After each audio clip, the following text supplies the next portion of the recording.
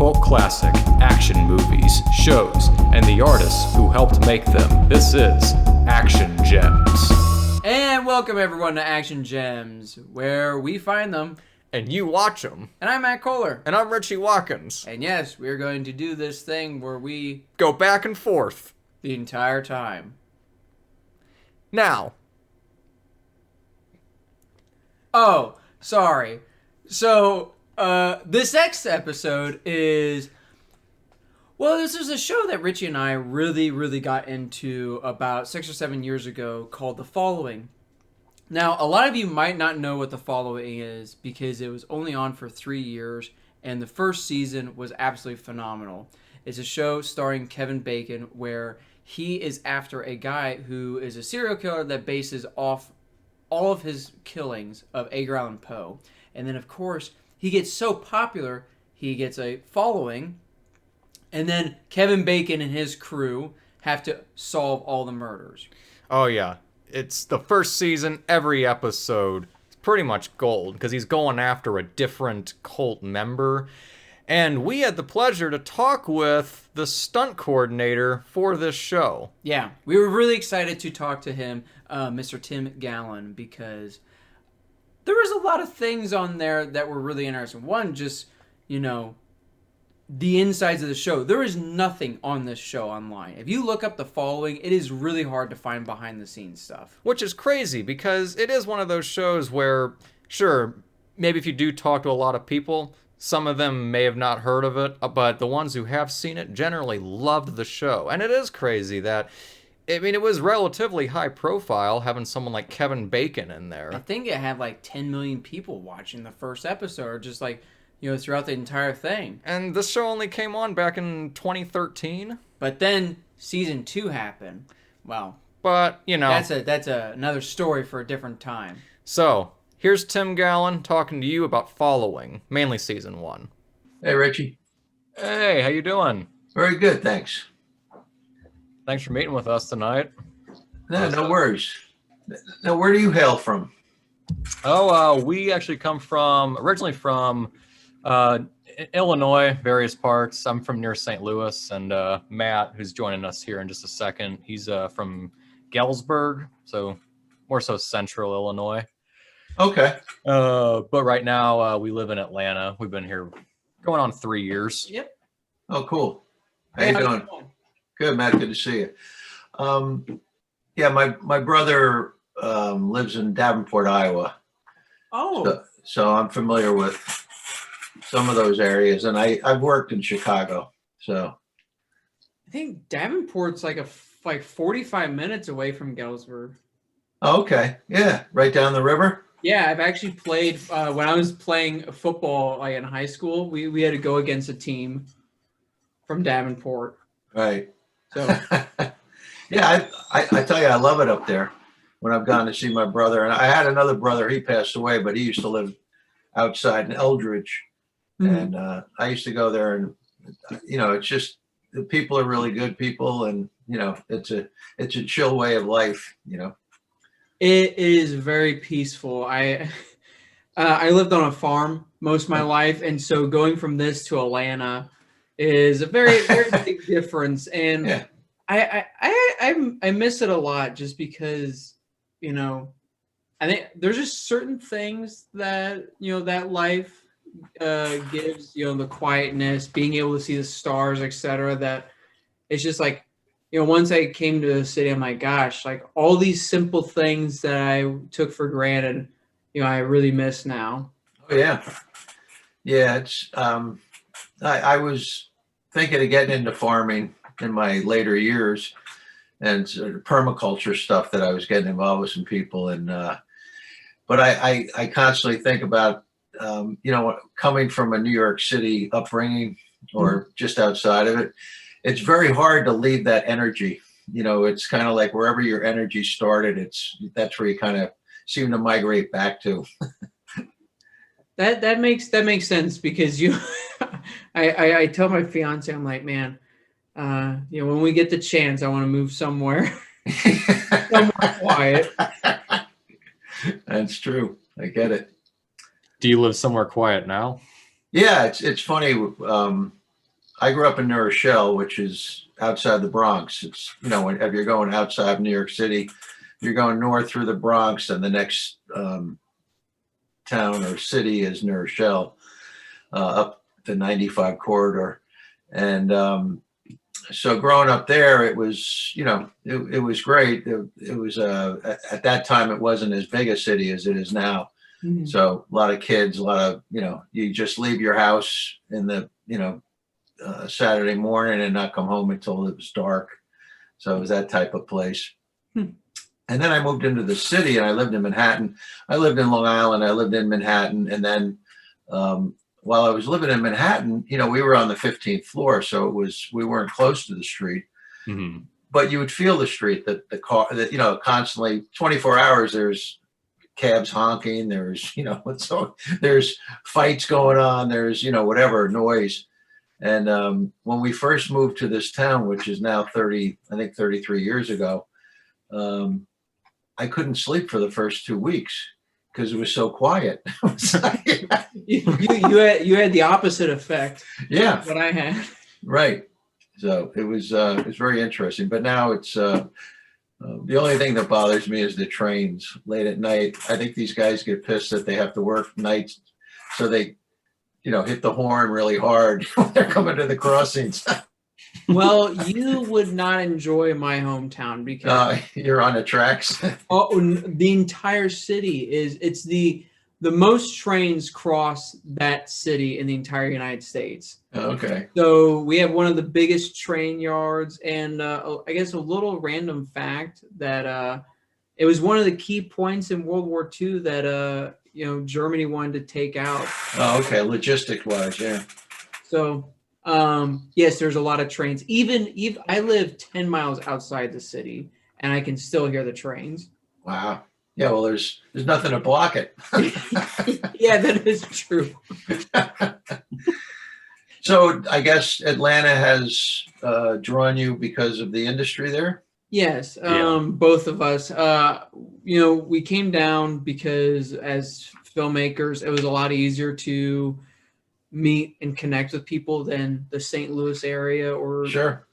and so far it's been pretty successful. I moved down, and within 3 or 4 months, I got engaged, or I started dating, and then got. Right. But other than that, I mean, like, we met a lot of great people down here, and yeah. Yeah. No, it's now, are you guys writers and looking to create content, or? Yeah, so I am a filmmaker. Richie is a composer. Oh, okay. Great. So I guess so. The main things I do is I usually direct, and kind of, I guess, even in the I guess in the indie world, you do a little bit of everything, Sure. but mostly directing, and then Okay. and then cinematography. And composing and acting and co-producing. Sure. Yeah. Just It's figuring it out. it's very easy to just start listing off all the things that you do, just because when you're a very small operation, when you're a very small operation, it's very easy to say how many different hats that you wear from time to time. Oh, yeah. Well, when my daughter, she's an actress, and she would be depressed about not doing enough and not getting jobs, I'd say, sit down and do a resume.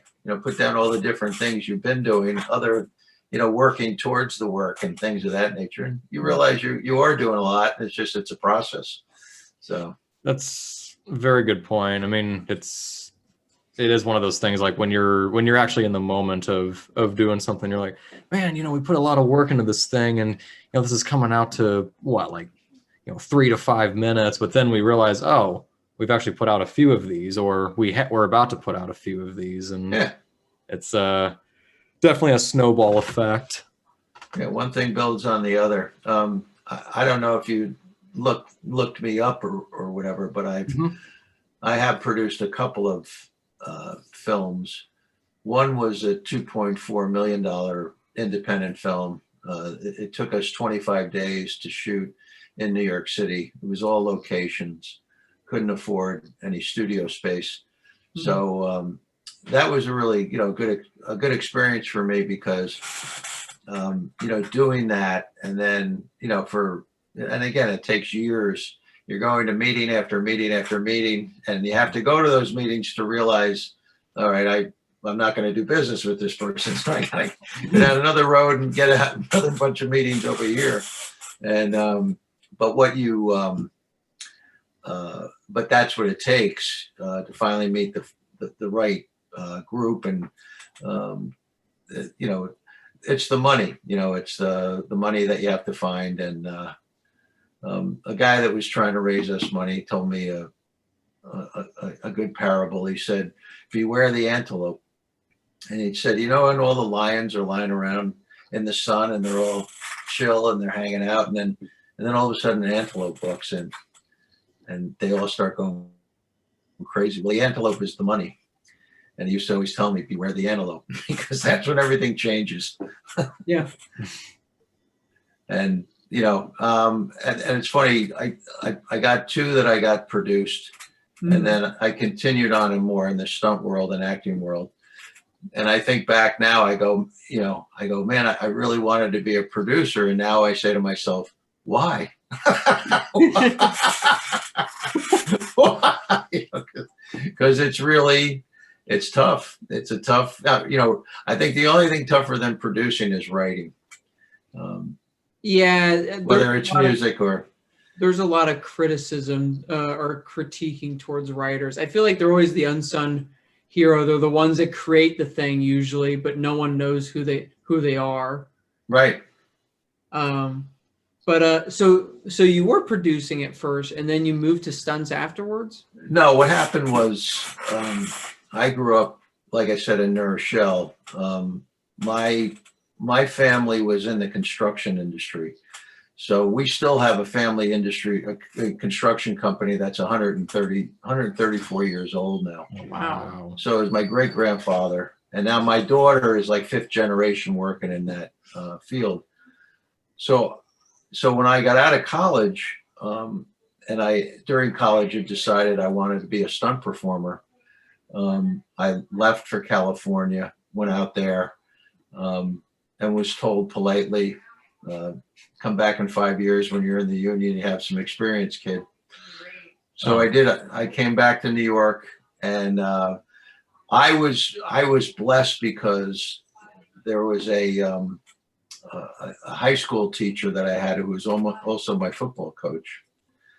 And unbeknownst to me, he had gone to Vietnam and fought in the Vietnam War as a recon Marine, came back on the GI Bill, ended up at NYU Film School.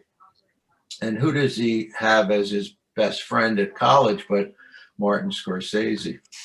So he and Scorsese start to do student films and, do this, that, and the other thing. And when they got out of college, and Scorsese went looking for the money for Mean Streets, Vic became a high school teacher at my high school. And the first day I met him, I was on a fire drill line. I was a freshman and, full of piss and vinegar, and some kid bumped into me. So I shoved the kid, like, get out of my way. And the next thing I know, I'm getting flipped and I'm on the ground, and Vic is over me going, you do that again, I'll kill you. And he was this 5x5, just would smack you. Back in the 70s, corporal punishment was okay, Yeah. And so when I left high school, I never wanted to see Vic again. He just used to beat the crap out of me. And so in 76, I was in college and I'm watching Taxi Driver. And there's Vic on the big screen as one of the Senator Palatine's Secret Service guys. Oh, yeah. Oh, wow. And Marty had put him in the movie and sort of, gave him a place to become one of the main stunt coordinators in New York City at that time. So I said, oh, shit, I'm going to have to call him now. So when I came back, when I was in California trying to break in and realizing, I called him and he said, well, I got nothing now, but if you're back east, let me know. And I came back east and called him, and he was doing a movie called The Wanderers. And I got into the union. I went down to Central Park, helped him with the actors, teaching them how to play football. And then after like a week or two, he said, you want to get in the union? I said, yeah. He goes, all right, I'll make you one of the gang members. And that was how it started. That's pretty really wild. That's amazing. Yeah, I was very lucky, very blessed. So that was during the 70s, and then I guess going into the 80s, you had a lot of momentum. Yeah, in the 78, I went in, so I worked primarily. In the 80s, I didn't have as much work as I had in the 90s, just because New York City wasn't as busy. We had about 30, 35 stunt people, whether they were men and women. Actually, I was just thinking, one of the stunt women we had back in those days was Debbie Watkins, who was and she was a really good stunt woman. No really relation. Good. I guess not. Yeah, I know. And yeah, she was. There weren't a lot of people. There was. She was one of the blondes.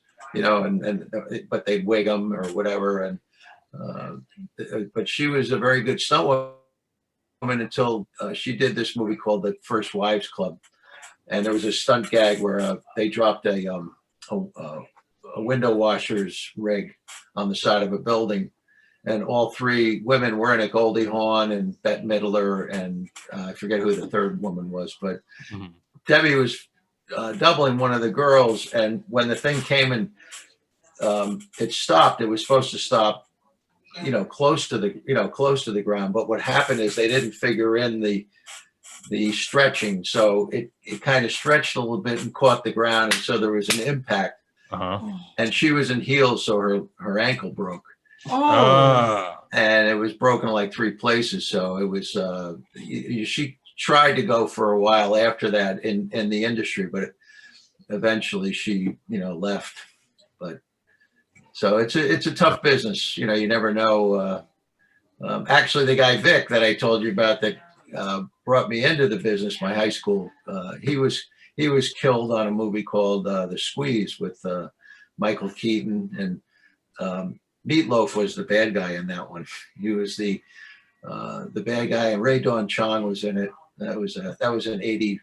It came out in 87, I think. I think that happened in 86. I'm sorry to hear that about him. Yeah, I mean, it was that's sort of the always, when we have people go, oh, I could do that, or I could do that. I said, you got to remember, it does get hairy at times. You have to be a certain type of. You have to like taking risk. Yes. In order to enjoy it, because otherwise, it is sad that people do say that they can do it. It's like, it's a lot harder than what you think. Not only do you have to have the physical requirements to do these, but you also have the mental requirement. Yeah. Which is, I think, harder because, I still to this day cannot do a backflip, and that's just because I don't. It's not because I just don't like flipping backwards. No, and it becomes psychological. Physically, I'm sure you could do it with training or whatever, but the mind and the body got to be 100% together on it. Yeah, that's the truth. Yeah. So this is a podcast? Yeah. So the podcast really takes a lot of people, behind the scenes, or people that, or actors that are prominent with, martial arts or action. And we take a little bit different approach to, just action movies in general. We want to, because, we think a lot of the people that are unsung are the stuntmen, the behind the scenes people, and we just hear their stories. Oh, cool. Yeah, I didn't write this book. I just started reading this book. Can you see it? We do not actually see you now that you. Oh, you just see the Terry Gallin thing? Yeah. Oh, You go by Terry or Tim, by the way. What's that? You go by Terry or Tim? Because Well, it depends. When I'm dressing as my wife, I go as Terry. gotcha. But when I dress as a man, I go as Tim. but, Gotcha. no, my wife is Teresa, so they call her Terry. There I am. Oh, there we go. There you go. I'm sorry. I saw that. I'm still learning. It's all good. Oh, wow. Nice. I don't know if you guys have ever seen Highlander, if you like I that love kind that of. movie. Oh, you do? Yeah. And I forgot this guy. He called me in 2017 and interviewed me, and then I'm in the book, so I just got it in the mail. I was like, oh, but I'm gonna call. I'm gonna email him back. He's from UK, and I'm gonna tell him it's required reading for any art, any school of cinema, because he goes into all. He interviewed everybody in the crew, all their memories of making the film. He has some pictures in there. It's really a cool book, and so yeah. I mean, I don't know if you dig Highlander, he might be a cool guy to talk to one day. Let him talk his book on your podcast. I appreciate you bringing that up. Thank you. Yeah. That actually hadn't really crossed our minds. No, I even though if I remember right, I think from Highlander, like all like Christopher Lambert and oh my gosh, I can't think of his name. Yeah. Oh, Clancy Brown. Yeah, thank you. Didn't they have to like actually train, in the sword fights? Oh yeah, they had a sword master, and they interview him in the book. And Vic Armstrong was the second unit director, and Vic comes from the Armstrong family, the brothers, Vic and Andy. Actually, Andy was on this one, not Vic. Vic was he was Indiana Jones's stunt double, and he was he James Bond, and he's one of these larger than life guys in our industry. And they I think talking to Vic, I think they spent some of their childhood in Africa, and so they were in the outdoors driving when they were really young, and riding horses and everything. And he was really good with horses, and kind of came into the business, I think, that direction, similar to what Hal Needham did when he broke into the industry. But it's and Terry Leonard. Some of these are some of the bigger names in stunts over the history of it. And so both Vic and Andy and the other names I mentioned, these were guys that kind of worked in the 60s and 70s, and were trying things without the safety equipment that we have today. And they were sort of the first guys that, like they got their asses kicked figuring out how to do it even safer, so that it became safe enough where actors could do it, where they're harnessed on wires, and they can get it dialed in for them and all that kind of stuff. So it's interesting to watch the progression of how action has gone, where it was very loose and very brutal almost, to now where it's computerized to a 16th of an inch. Yeah, I have a lot of buddies who worked on like the Marvel movies, mainly like Black Panther, Avengers. Yep. And they were very bummed out, because it's like, well, we did all this work and a lot of it wasn't shown, or it was CG'd. And I'm obsessed with actually seeing the artists on screen, because I'm obsessed with Jackie Chan, Bruce Lee, all the martial artists. Okay, and like, cool. They do it all, and so I grew up. That's our cat. Hey, we got a dog, Daisy. So cats are cool. My daughter has cats, and so yeah, Well, this cat's very loud. He's like a dog. He has a lot of opinions, don't you? Cool. So what did you think of Once Upon a Time in America with how Jackie was portrayed? I did not see it. I've seen the fight scene with Bruce Lee, and I was not a huge fan of that. I think mainly because like even in his fighting, it didn't make any sense because there's a part where like he starts off a fight doing a flying sidekick. I'm like, all right, any good martial artist would know never to start a fight that way. Well, I'll tell you a couple of stories. One is I doubled Tarantino once, a Little Nicky with the Adam Sandler film. Yeah. Yeah, he was the blind preacher when he smells evil. Yeah. So Tarantino, at that time too, he was in the news as being, not a nice person. There was about the cops and they were mad at him, and there was a whole bunch of negative press going on about him. I never heard this part. Yeah, this was if you ever speak to him, he would be well aware of it because he was defending himself about all kinds of things. And so I meet him, I go there and I brought I have twin daughters who are now 31, but they were 10 at the time. Mm-hmm. And it was the first time I was bringing them to set. And so, I'm there and they wanted to meet Adam Sandler. And it was so funny because they had watched all the Sandler's films. And Sandler used all his buddies from college, and all these dudes have like stepped in a big pile because of Adam. So I didn't know any of these guys, but my kids, like I'm in the makeup trailer with this guy Peter Dante, and Dante's supposedly been in everything. So my daughter's going, Dad, is that Peter Dante? I go, yeah. I go, wow. I go, you want to meet him? I go, oh yeah. They were tripping just meeting Peter Dante. It was like. So Tarantino, and they really didn't know who Tarantino was, but Tarantino was so nice to them, took pictures with them. And I said to myself, I go, this is bullshit. This guy is a great guy. And I could tell he's like a guy that goes on set and it's like being a kid in a candy store. He's the happiest when he's on set doing what he loves. That's just, and I guess other times when he has to do all the Hollywood bullshit, he's just not up for all of it, so.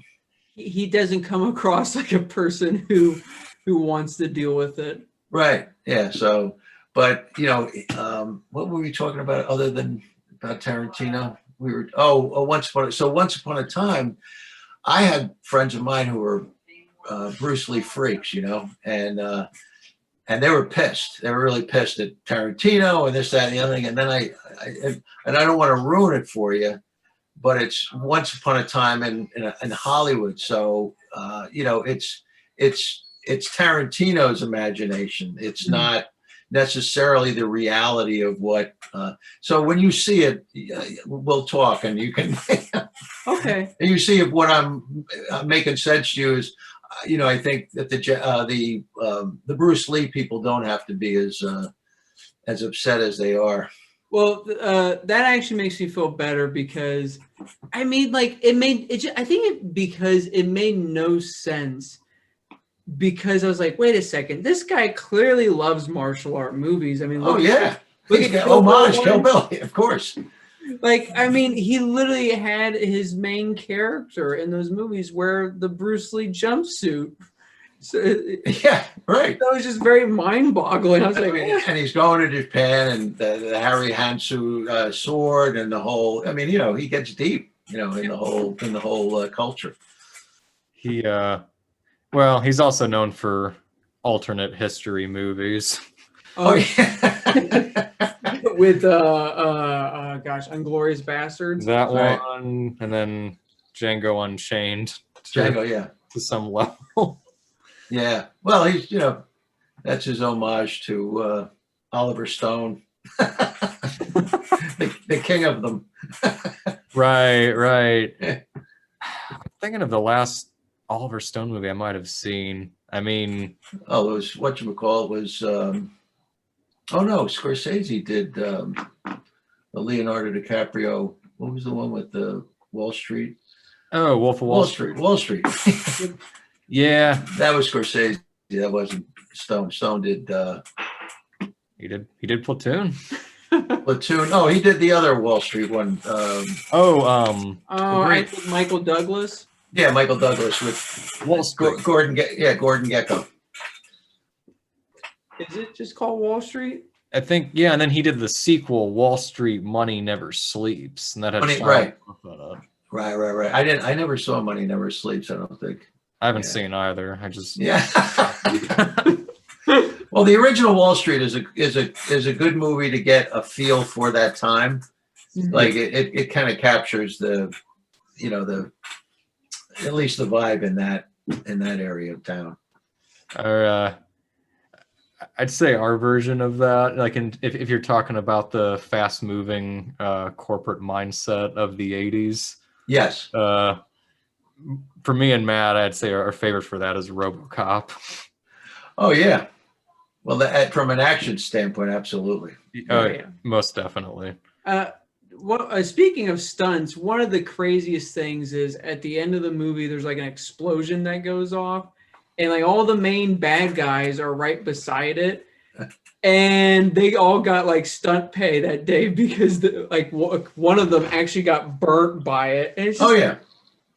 Yeah, your best friend on set is the special effects coordinator because and you want to make sure that he's competent. And there's certain, like, the nice thing about working in New York primarily is every time I walked on set, it was either Al Griswold or Connie Brink, or now it's Connie Brink Jr. and Jeff Brink and other guys like Stevie Kershoff. They're just you were always felt safer with them around, and you knew, and they would even like walk you through and show you which way the mortar's blowing and all that type of stuff. On some of these bigger things, a lot of times, like I did, Ladder 49, and they had a big, fire at the end, and there was like, I think 45 guys in the building, like manning all these fire stations where they have diesel gasoline being burned. It looks incredible, and it's but it takes a lot of manpower, so you better know what you're doing. I mean, I was up on an aerial ladder about 75 feet in the air, and you could feel this flame. It's like very intense. So that was Letter 49. Was that the John Travolta movie? Yes. Okay. Joaquin Phoenix. Yep. And he was the kind of the new guy, and the whole hazing and kind of and then they got into personal lives also, but Of course. yeah, it was fun. We shot it down in Baltimore. So most of your work was primarily in the Northeast. Yeah, East Coast corridor. I'd say from Washington to Boston, primarily New York City. I worked in Chicago, Pittsburgh. I worked down in Texas once, down in El Paso. When I first tried to break into the business in '78, I did background work, and I got like a low budget stunt job.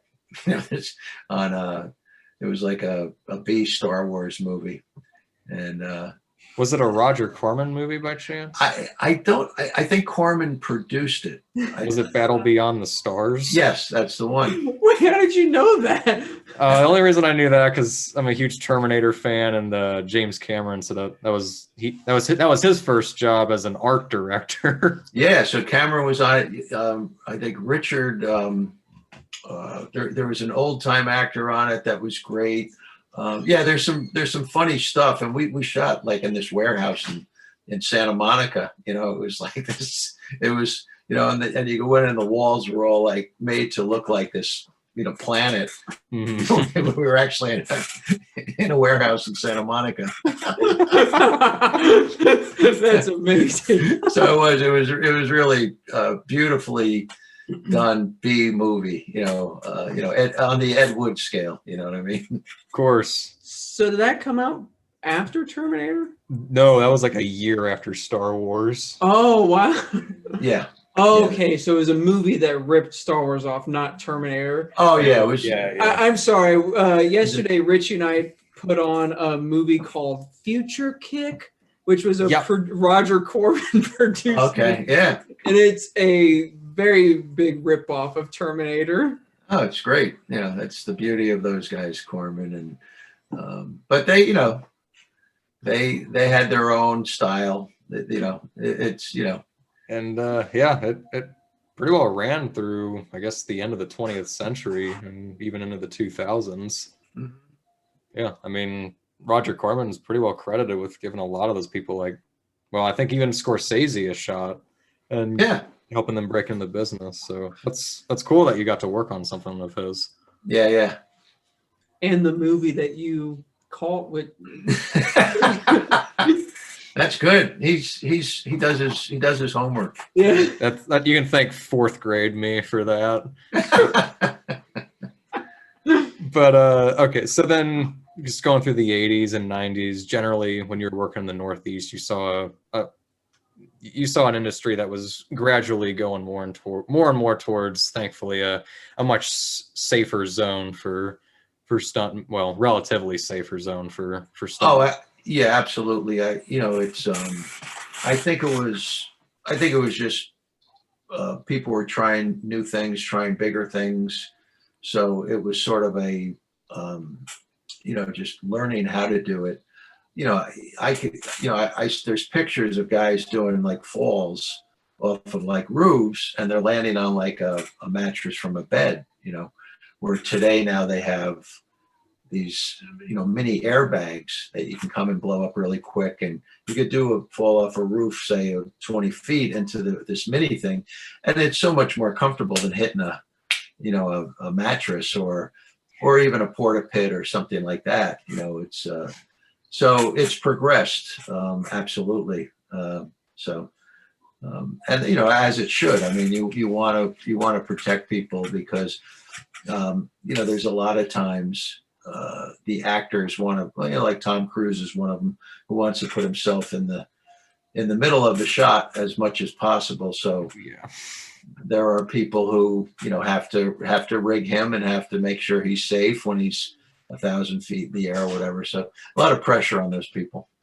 Oh yeah, it's just like I'm always shocked with the Mission Impossible movies, especially the last one, where it's just like he must have put a lot of money into this movie in order for everyone just to say okay, because that's insane. Right. You know, just what he's doing and like the risk he's taking. Yeah. But That's, you know, that's who, you know, that's part of his persona. So, you know, he's going to continue to feed it. I'd say the most probably the most heart-stopping one for me is when in the fourth one when he's climbing on the building and Yeah. thousands of feet in the air. he Yeah. one-upped himself from the mountain. Yeah, and a friend of mine that I started with in the business was the guy hanging him off that building. Oh wow. Yeah. So it's, you know, you better know what you're doing. Of course. Yeah. So then, I guess going into the following now. I mean, Yeah. Even given your experience, I'm sure just given the nature of that show and just, I mean, just with it being the hour-long program that it was probably a different experience even for someone that was seasoned for you at that time even. Well, I'll tell you, interestingly enough, my career has been, I like to consider myself a stunt performer. You know, I like to act. I like to, you know, I'm not afraid of dialogue, but I ended up primarily being a physical performer, a stunt performer. But I treated it as a performance. You know, one of the, one time I had to hang off of a building upside down, like 23 stories, but these guys are having dialogue. And so I was down upside down trying to, you know, do the dialogue with the actor that was acting. And, you know, the guy I was doubling was standing there feeding him the lines. So I would say them to myself under my breath. And the stunt coordinator afterwards said, you know, when they pulled me up, he goes, that was nice. He goes, it looked like you were actually talking to him, you know, on camera. And, you know, and rather than just being like a dead body there, and they're supposed to be given dialogue. Those are the little nuances to keep it seamless, and so that was a big compliment to me from him, because I didn't tell him about it. He just picked up on it. And Wow. so, but with the following, and when I say that, primarily, I really hadn't had a lot of experience as a stunt coordinator up to that point. I was, I mostly I preferred to do performing and doubling people. So when so in 2010, I finally had my knee replaced. I needed a full replacement. It was just, the pain was just too much.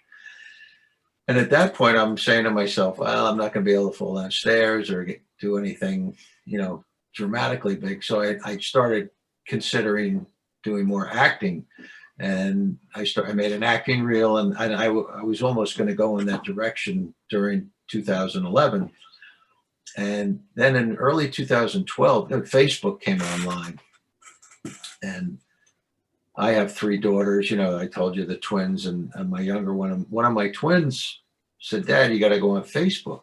And I was like, I'm not going on Facebook. I don't care about that stuff. I really, I'm not part of the electronic age. I'm old school. So she goes, yeah, but you'll be able to keep in touch with us when we go to college. And, I go, all right, well, that's a good reason. So I went on Facebook.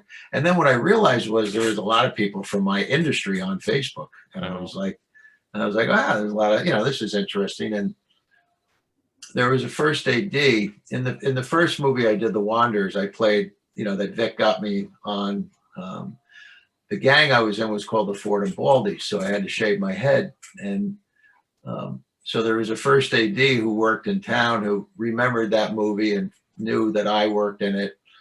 And and another guy, Danny Aiello III, who was my best friend and business partner.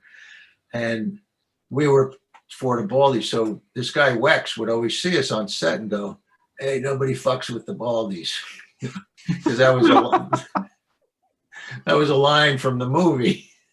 And so Wex was on Facebook, and he commented, going to Atlanta for a pilot. So I was just new to Facebook, and I'm kidding around. I used to just do stupid quips. And I go, Baldies love Atlanta, So he calls me 45 minutes later, and I go, hey, Wex, how you doing? He goes, hey, they're looking for a New York stunt coordinator. You want me to throw your name in the hat? I said, yeah, okay. So, and then I got a call, and then so I get a call from the production manager, and she says, hey, we got your name. Do you want to send us a resume or send us a reel? They wanted a reel. I go, okay. So I had just made my actor's reel because, as I told you, I was going to start going out as an actor. So they're expecting to see a stunt coordinator's reel of all these car crashes I had coordinated and stuff like that. So I sent them an actor's reel, and one of the guys that I was competing against, fortunately he wasn't available, so they had to give me the job. He called me. He goes, hey, listen. He goes, do yourself a favor. Don't ever send another acting reel in for a stunt coordinator's job. Because he had even heard shit from up high down, about what I had done. So, and it was, so anyway, I get the job, and it's the following. I know nothing about it. I fly down to Atlanta, and I start to read the script, and I go, oh, and I had to go out and, they weren't going to fly people down from New York. So I had to go around and get to know the stunt people in Atlanta. And I went to a training session, and it was, there was a couple of guys who were former stunt coordinators that I hired. and there was another stunt coordinator actually doing the Vampire Diaries, and he sort of guided me to the right people. And so it's all about collaboration. It's all about relationships. It's all about, and that's as you go further on and you meet different people, and you'll lean on them, they'll lean on you, and that's what it all comes down to. So yeah, all of a sudden I'm doing the following, this pilot, and it was just the pilot, and then we got it, and we went on for the first season. And I really learned a lot because being a performer, I hadn't really interacted with all the different branches of movie making, the props department, and a lot of that time when you're a performer, all that stuff is already taken care of for you. But as a coordinator, you have to make sure everybody's on the same pages with what's going on, who's this, that, if you're getting the stunt performer to do it, you gotta make sure wardrobe, hair and makeup, whether they have tattoos, there's just 1,000 things you have to think about and make sure everybody's on the same page. So that was my learning process the first year on the show. And it was fascinating, and it was hectic, man. I mean, they went, some of the conditions that we worked in, I had to do a fight scene one night where I had to have one girl throw another girl through a window, and then down. Well, you guys saw the series, right? Yep. Oh yeah. So you remember at the end when they're at the mountain resort, and Claire and the babysitter. Emma. Yep. Emma. So Emma and Claire have their big fight at the end, and Claire throws Emma out the window down to the ground below, and then she goes down thinking she's dead, and then they start fighting again. That was 8 degrees. That was 8 degrees, and then that doesn't count the wind chill factor was below 0. So we had to go through a window out into the cold, airbag, people out there. Then we had to choreograph a whole fight out on the cold ground. And so those are some of the things that people are getting into this business don't realize, that you're going to have to buy into that as well. Uh-huh. So what was a normal day for you, like for season 1, like coordinating? Just kind of go through a day in the life of stunt coordinating for the show. Yeah. So it was Kevin Williamson was the writer, creator, and he was considered the showrunner, although he primarily stayed in Los Angeles. And Marco Siega was the New York, showrunner, we'll call him. And Marcos, he directed most of them, and he kind of was the decision maker, with Kevin, consulting with Kevin and all. And of course, as television is more of a writer's market, where feature film is a director's market. And the directors have the control in feature film. On TV, it's the writers, and they have a say. They're involved. They're producers. So it's that was another learning curve for me. Is you're on set, and the hierarchy. Writers are their hierarchy is up there. Especially when you have guest directors coming in, and the guest directors many times were overly wanted a state of the word, not changing words or anything like that out of deference to the writers. Yeah. And it, which is cool, and it was interesting to see, watch as it was going on firsthand. But I think Marcos, if he had his druthers, he would have had more rehearsal time, more because he understood the advantages of it. The actors mostly like it. Some don't, but the majority, I think, do. Mm-hmm. I like it, as a stunt coordinator. When you're choreographing stuff, it's just There is something when you are rushed. There has been times when it does happen naturally, and that's kind of cool. Whereas, and you run into the danger that sometimes if you're choreographing too much, by the time you shoot it, it looks staged. Oh yeah. So there is trying to find that balance, and well, you guys saw Living in Oblivion, right? Steve Buscemi. No. No. Oh God. You guys. All right, that's it. Now you went down to a B. Well, we were watching Big Daddy the other night, which had Steve Buscemi in three. I was in Big Daddy. You were. I was water safety when he water bladed into the Harlem Mere. So I was in the Harlem Mere in case there was a drowning. And I was down there when they were, I don't know if I worked that day or if I was just down on set, but when they were down at McDonald's doing Buscemi stuff. But yeah. No, Buscemi plays a director of this independent film, and any independent filmmaker has to see Living in Oblivion. You just have to see it. So I'm not going to tell you anything. That's your assignment, and you have to go. No. Well, we both love Steve Buscemi, so. Oh yeah.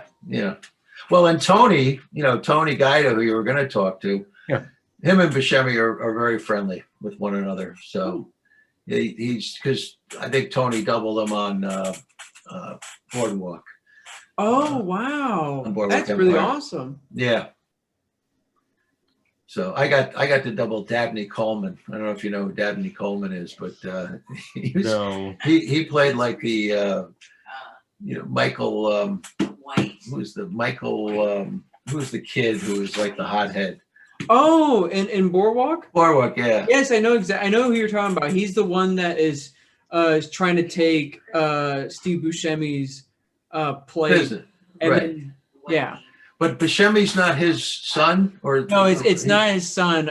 So the character you're talking about is related to the Commodore or the commissioner, like the ones he used to be mayor of the city, right? And now he was the old guy with the redhead with Gretchen Mol. Yes. That's Dabney Coleman. That's who I dealt with, because I had to be in bed being fed soup from Gretchen Mol. So I said, I love my job, man. That's amazing. Yeah. She had to slap my face or something. So now I'll be like, hey, I talked to the guy who got fed soup.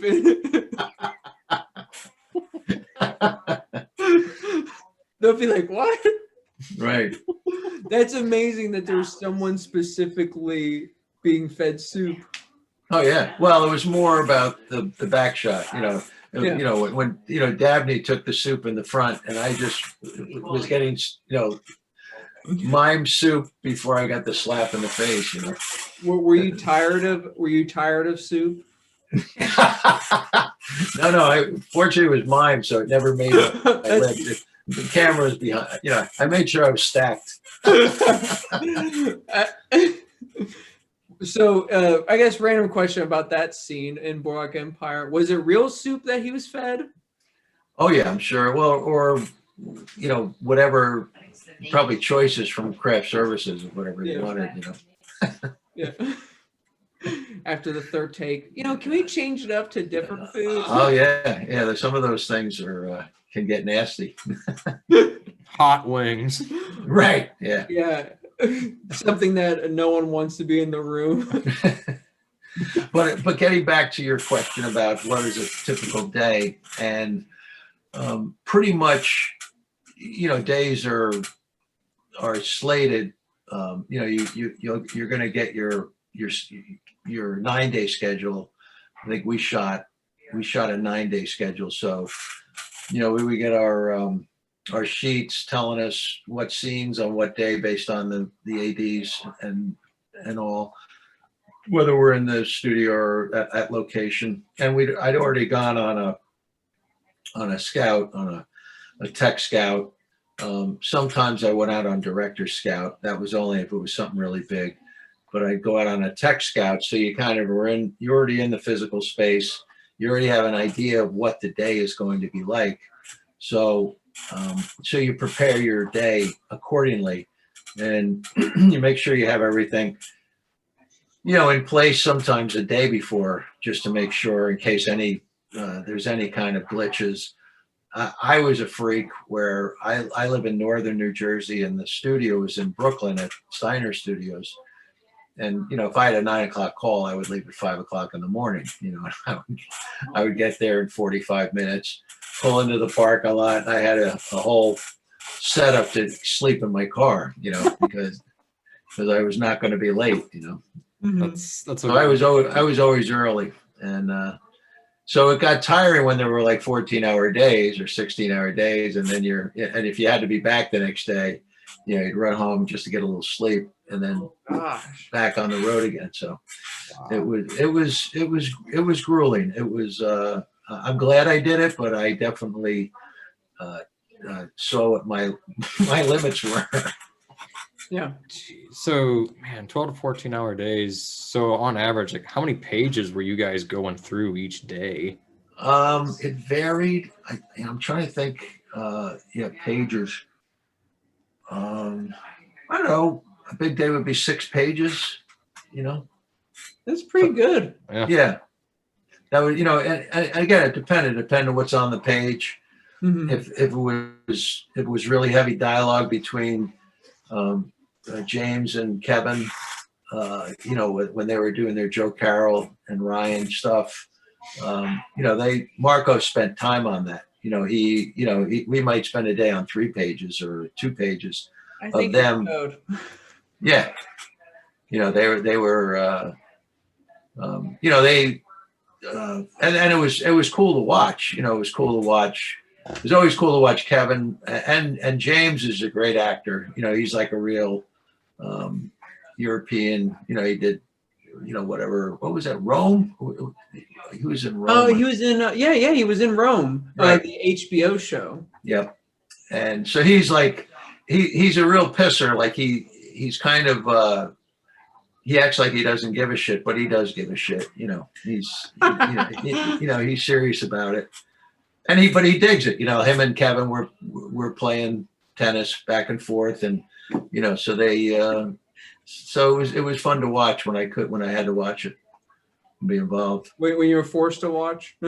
Well, no, it's like I remember I did this movie with what the hell was it? So it happens when you get old. I was working with Richard Gere in The Hoax, and The Hoax was a true story about this guy. He was he claimed to have the manuscript for Howard Hughes, and Howard Hughes at that time, and I guess do you know the Howard Hughes story? He was the shut-in billionaire. Yeah, correct. Well, he was part of Hearst, the Hearst empire, which was the San Francisco Chronicle, and there's Hearst Castle, and there's and that was the whole Rosebud thing. Which is some consider the greatest movie ever made with. At the end of they say Rosebud, which is Orson Welles's what the hell's the name of that movie? Citizen Kane. Citizen Kane. That's the one. Yeah. So that's all about Howard Hughes and where his empire came from, and then he became a shut-in. He was he was big into aviation, hence Scorsese's The Aviator. Yep. And Leonardo DiCaprio played him. So there was a guy in New York who went to, I think it was McGraw-Hill, and he told them that he had an exclusive. He had access to Howard Hughes for his memoirs, and they gave him like $1 million up front to go write it, and it was all a spoof. It was all like a bullshit con game, and they did them. And Lasse Hallström was the director.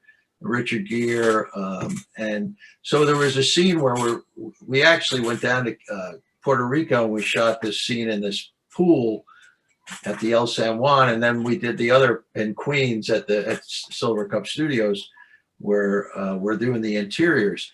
And there was an actor, and I'm trying to think. I don't know if it's Bruce McVitie or a different guy. This guy did a bunch of Law and Orders, but him and Gere have this whole scene together, and I had to stand there because we end up grabbing Gere and throwing him off the balcony of this hotel. Mm-hmm. And so you have to watch the scene. You're part of the scene, and you're watching it, and it's just it's very cool because you see how the actors work, how they go over and they make themselves a drink, or they do some kind of business, and it you see their minds work and how they're going from place to place. So it's a wonderful masterclass. It really is, to see how they work. That's really awesome. So, what I guess, kind of going off of just you talking about how this was kind of your first big stunt coordinating role or job. What was like the hardest day or like the hardest thing for you doing the first season? Well, it was. I think primarily it was the safety of the actors. You are. And again, that's why I don't do as much coordinating anymore, because frankly, the risk reward ratio is not it's not good enough for me, because you have a guy like Kevin Bacon who knows what they're paying him, who knows how important it is, but you're responsible for his safety and his and Kevin, I love to death. He's a great guy. He's really, I can't say enough about him. With it's all right. It's his work ethic and everything else, but he's the kind of guy that he goes for it. He really goes for it. So I'll tell you a little story. And when we were doing in the following, and you remember when I forget if this is the end of. It's probably the end of season 2. And Kevin's in his apartment, and Joe's gotten into his head, and he starts dreaming that he's Joe Carroll. Oh yeah. And he kind of wakes up, and Joe's in his bedroom, and they start fighting, and so he's fighting himself almost, or Joe Carroll, so then the ice pick came out, and I think he stabs himself to death, as Joe Carroll. Whatever. So I had to do the scene with Kevin and Tony, where they're both, two Ryans on the bed fighting each other. I think one had a Joe Carroll mask on, or he reveals that he's actually Ryan. And so we had a retractable ice pick, and I was able to, and originally Kevin wanted to do it, bare chested. So I got him to say, hey, can you at least leave like the shirt button so I can fit a pad on you, because he's going to be jabbing you, with this ice pick. So, action, they go, and, Kevin just goes for it, and what happens is the pad shifted, and Tony's hitting him, and Kevin doesn't care. He's taking Tony's, Tony's like backing off, and he's taking his hand and like, come on, man, let's, and they made it look great, but afterwards, Kevin's standing at the monitor, and he's like showing off the marks that were made on his stomach. And I'm like, oh man, I'm sorry. He goes, that's not your fault, dude. He goes, it shifted, and he told me what happened. I said, yeah, but So anyway, somebody takes a picture of the stomach and sends it up to the executive producer. Uh-oh. And he goes down and he sides up next to me. He goes, you like working here? Oh God. So that shows you, how much pressure it is to protect, especially number 1, let alone number 2, 3, 4, 5 on the call street. Everybody is equal under my eyes from a safety perspective, but from their perspective, you better protect, their asset. Mhm. So, was this your? I saw that you worked on Gotham. Did you do stunt? Did you coordinate that as well? No, that was coordinated by Norman Douglas, and Okay. Norman's a buddy of mine. Great, great stunt guy. Norman used to, um, he would double everybody back in the day when there weren't a lot of stunt people around, because he was the perfect 5'11", slender, great head of hair that could be, made any way. And he was he's just an excellent stunt guy. One of his big stunts was for Letterman. He dove off the 9th floor, about 90 feet on fire, down into 53rd Holy Street. cow! So that shows you his level. He did it on Letterman, you said? Yeah, it was one of David Letterman's, I think his last season or second last season. Yeah. Pretty hardcore episode. Yeah. Yeah, I didn't know late night talk shows went to that extreme. Oh yeah. I doubled Letterman for about 6 months, and one with Norman was driving a limo, and Letterman gets dropped off, and I fall out of the limo in the beginning of the show, and he played it as his leg was hurting, and then at the end he said goodnight to everybody, and Norman drove down the street, and Letterman leaves the studio, and then I leave the other doors. And I jumped onto the limo and pulled myself into the sunroof on the top, and that was his exit. That's all. So was the following the last time you stunt coordinated? No, I've stuck that the last I did the following, and then Marcos did a show called Time After Time, which was a H.G. Wells. Fantasy, and that ended in, I think, January of 17.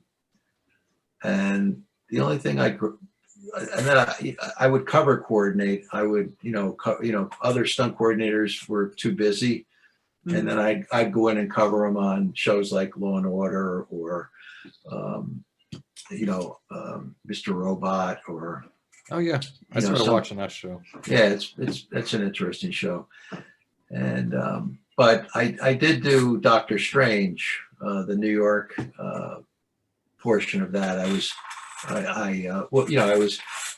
the main coordinators were California guys, Jeff Haverstad and Jim Churchman, and they hired me. So I was their wrangler. I would get New York people for them for the New York sequences. It was primarily the opening of Doctor Strange with the accident where he got, you saw Doctor Strange, right? Yeah.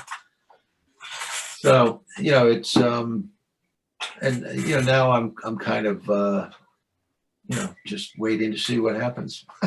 So are you gonna try to go into acting, or? I really don't know what I'm gonna do. I may start a podcast. I like what you guys are doing. Hey, it's a lot of fun. Just hang out, talk to people. I mean, it's been the popular thing to do this year, I've seen. No, I mean, the people from Zoom are very happy because their thing is blown up. Yeah. Oh yeah. Yeah, it kind of makes me wonder if Skype is going even more so to the wayside now that, like anytime I want to get together with someone for this or just a job interview, it's always Zoom. The last time I used Skype was when my daughter was at school in New Zealand, and she did a semester over there, so we used to talk on Skype all the time. Yeah, I stopped using Skype a while ago, unless like the random scenario. Yeah. Yeah, in the random scenario where the person's not set up for Zoom. Yep. Yeah, it was that pretty well defined our college and post-college days, because we used to live like 3.5 hours apart, and that'd be interesting because living out living out in the country, the internet's not the best for Matt. The Wi-Fi has never been great. They're still trying to figure this out in the middle of nowhere. Where'd you guys go to college? We went to Webster University. Webster. Okay. It's in the St. Louis area. Yeah. I have heard of it. Yeah. Oh, Daniel Webster, right? I mean, Yeah. I've heard of that school. We get that a lot. right. Yeah, it's not Harvard, but it's accredited. Yeah. Yeah. I mean, It's all a matter of the faculty you have. It's really not the name.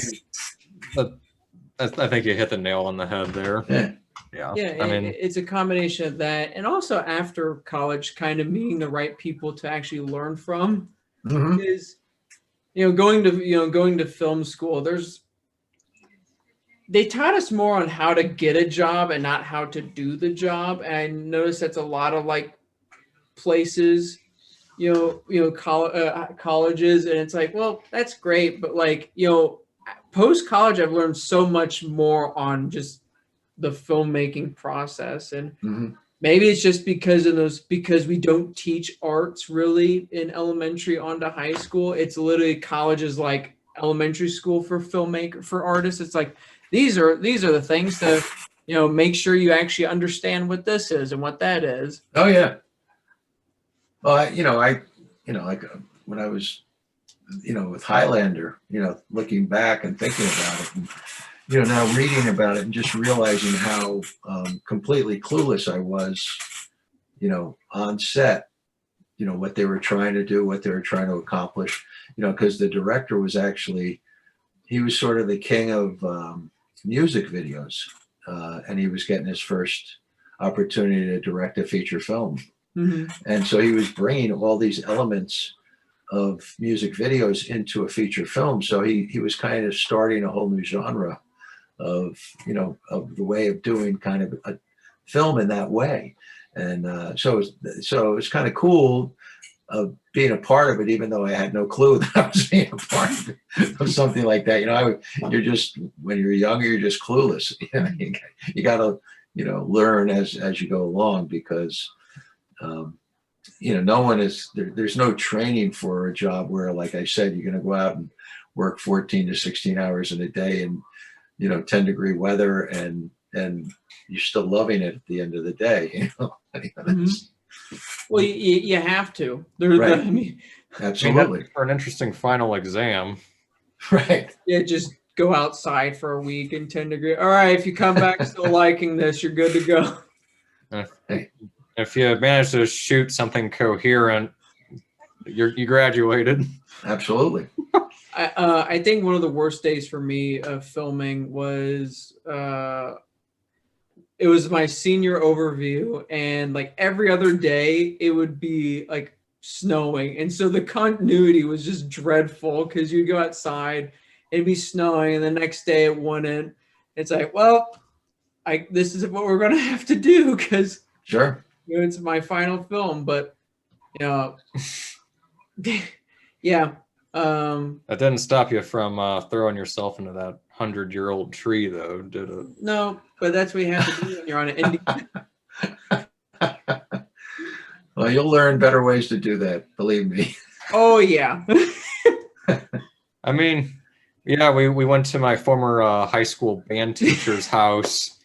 So, looking back on high school band, when I started, playing drums in there, I never thought, this guy seems like he'd be the good person to host a set where my friend hurls himself into a tree. So, yeah, going back to what you were saying about with your high school teacher that later became your friend and colleague, it's interesting how life will take those turns when you start pursuing your career. Yeah, you have like full circle moments. Yeah, that are just great. So. Were there I guess any other things that you'd like to say about either working on the following or just working as a it was a wonderful experience. Kevin Williamson's a great guy. Got to meet him and chat with him. he told me he was very influenced by, Hitchcock, and, some of the other greats. Who else? I'm trying to think. But, he's just a guy that's blessed with, being a good writer, and a diverse writer. I mean, from Dawson's Creek to Scream to The Following, it's kind of, he's an interesting cat. And then Marcos was just, I learned a lot from Marcos. He's he's a good leader, gets kind of everybody, the crew and the cast kind of with this, let's do this mentality. And it was a really a fun collaboration. A lot of the people I'm still friends with to this day. But it's a weird business where you feel close to somebody and then you don't see them for 10 years and then you're on another production. It's like old home week with some people, but that's the wackiness of the industry. Of course. Yeah. Yeah, But, we became pretty big fans of The Following actually in college. Yeah. Right. That's about the time when it was actually airing. Yeah, I think I started watching when season 2 started airing. It was like January, and I watched all of season 1. I'm like, man, this is an amazing show. And I watched. Were you bummed that it didn't continue? Yes. In one way, I was kind of like when we did and that was another scary time hanging bacon off that bridge. That was an actual bridge at a dam, and we actually had him hanging over rapids. That if he fell, it was too shallow. He would have hit rocks. It would have been good. So that was a scary night for myself. And it's funny. I was talking to Kevin about it. And I go, was that one of your scarier things you had to do in your career? He goes, nah. He goes, nothing really compares to the Apollo 13 when he had to go up in the vomit comet, and how they shot the stuff in the capsule. Mm-hmm. There's a thing called the vomit comet, and the plane goes up to, I don't know if it's 50,000 or 30,000 feet, and then it turns and it does a complete dive. Woo. So you get weightlessness, so you can go straight down for a minute or two before they have to pull out of it.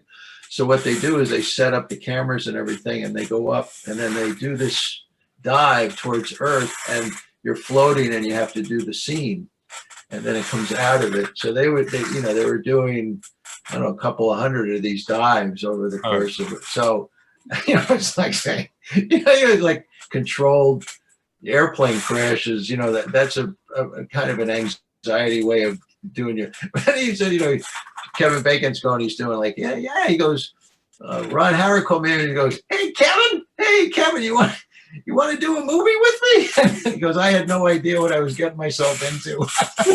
Holy cow, that's insane.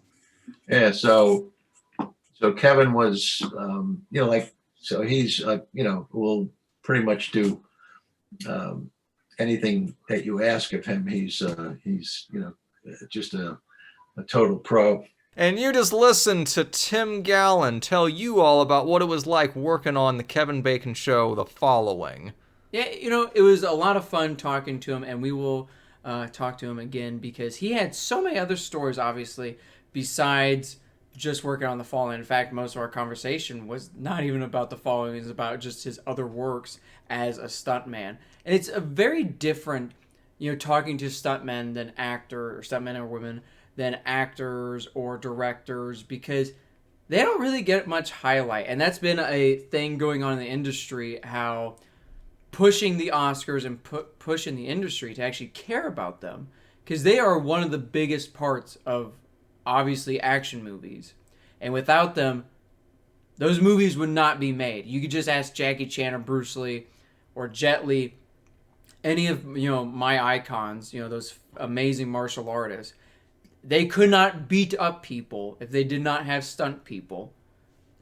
So let us know in the comments, what was your favorite story from Tim? What was the biggest thing that you learned from the interview? And tune in next week where we watch another crappy show. Next week is Red... Wait, is it Red Ranger Forever? I think it's called Red Ranger Forever. It's a team where all the Red Rangers at the time team up. Richie's never seen this episode, so... Red Ranger reunion, baby! Yeah, so, Richie's going to have a lot of fun having no idea what's happening. It's going to be great. Even though I only know what, one of the Red Rangers looks like, so... All right, name 3 of the Power Ranger shows right now. So, Mighty Morphin Power Rangers. Besides Mighty Morphin. Power Rangers Turbo, Power Rangers Space. In Space. Power Rangers... Anyway, that's the episode. I'm Matt Kohler. And I'm Richie Watkins. This is Action Gems. See ya.